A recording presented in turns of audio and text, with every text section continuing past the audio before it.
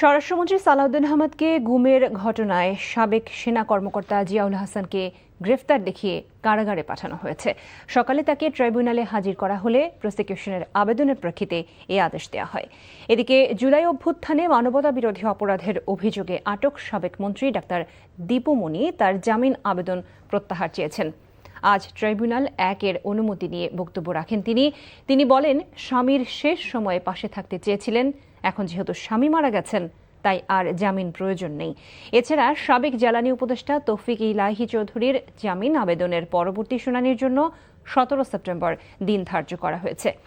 এদিকে 2 জুলাই আগস্টের মানবতা বিরোধী অপরাধের মামলায় সাবেক সচিব জাহাঙ্গীর আলম ও যুগ্ম সচিব ধনঞ্জয়ের বিরুদ্ধে অভিযোগ আমলে নিয়েছে ট্রাইব্যুনাল।